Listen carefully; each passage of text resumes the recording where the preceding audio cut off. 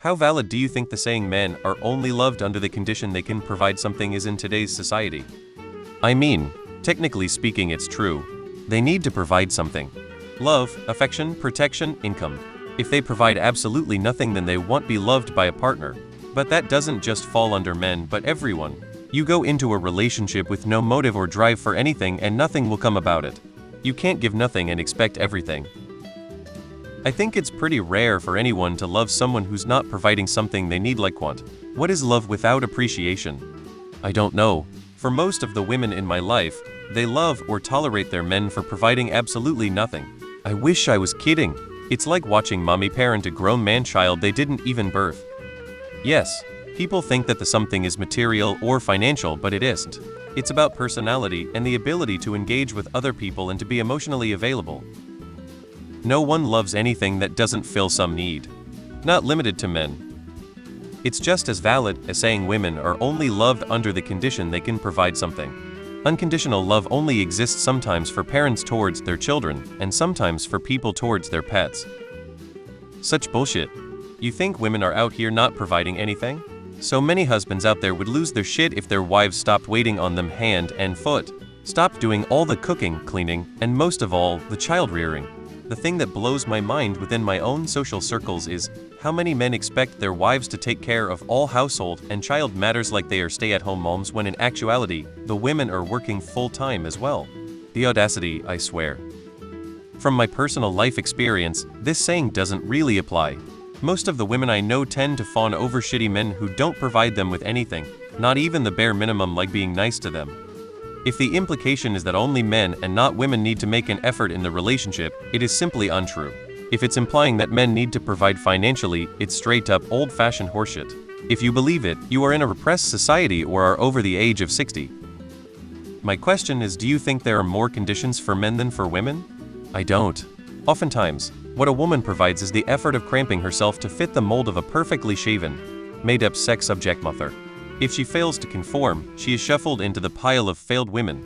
Source: I am fat and butchy, I have never been able to conform, and I am almost never taken seriously by men, except when I point out the double standard. Then everything's suddenly as serious as a heart attack, lol. The fact that men are largely valued for providing and women are valued for nurturing is a form of misogyny that's often targeted at men. Nurturing is still on some level devalued as woman's work, often subconsciously, so society also devalues men who nurture. It also devalues women who act as providers as being cold or emasculating. The truth is, any healthy relationship is one where both parties are partially nurturer emotional labor, partially provider physical mental labor. That's true no matter the genders involved.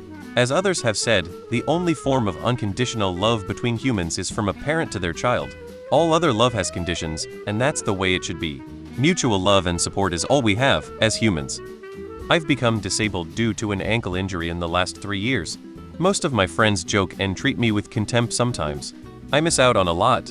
My GF gets frustrated with me not being able to still be the person she expected to be. I have to say no to a lot, and as I'm in constant pain, I find it hard to think outside of my own box, which lets her down a lot of the time. However, I do try. More than she acknowledges. It would be easy to say I give up and stop working and live off the state entirely, get a cheap council house. I know she wouldn't want to live with me in one, so I still have the expectations upon me of a normal, healthy, functioning man, which I'm not. And when I don't meet them, people get frustrated, which makes me less in their eyes. The only people this hasn't happened with is my parents and a couple of very close friends. I think it's horseshit in most situations. I've seen people welcome everyone into their lives and ask for nothing in return. In my experience, usually if a guy's saying this, it's a red flag to look at the situation as a whole. That said, there are situations where it's the truth, and those make me sad. People should be loved and valued for being themselves, not for whatever they provide. I have 2 friends who are literally with men who don't work. One plays videos games all day while she goes to work school. The only one is very into adult sports, golf, disc golf, and some other crap that he has to go do every day. They actually just broke up. But when they broke, he literally said this is why men have a higher chance of killing themselves. I think that it should be fair and even. If someone has to stay at home because of children or whatever, maybe they should do most of the housework, while the other is more of the breadwinner. It doesn't matter the gender. Just for it to be mostly 5050, there probably should be conditions, or else you are just going to hate each other. You should want to do things for your partner and help them. I think it is probably true in some relationships, but less often than is the case for women. My reason for believing that is how often men leave women if they get chronically or terminally ill. I think there are many ways to provide something, and that all relationships should be conditional. You should not stay with someone who makes your life worse. So, both parties should be bringing something to the table. Does my husband provide me money? No, but me provides company, humor, support among other things. In a traditional dynamic, a man might provide money, but you better believe the woman is providing her services as a chef, house cleaner, nanny, etc. It sounds harsh on paper, but for real, normal people are able to provide basic stuff, and most women just ask for basic stuff. Or it's just my GF who asks for basic stuff, I'm not sure. It's not true now, just as it hasn't been true for most of history. That said, many insecure men are convinced that the love available to them isn't good enough or what they want, and aren't willing or interested in working to build or maintain real relationships, so they make excuses that place the blame on others for their emotional shortcomings rather than work on themselves or be vulnerable with others by telling them how they feel. Many men believe that, if you are a straight man looking for any sense of belonging, avoid groups that believe that.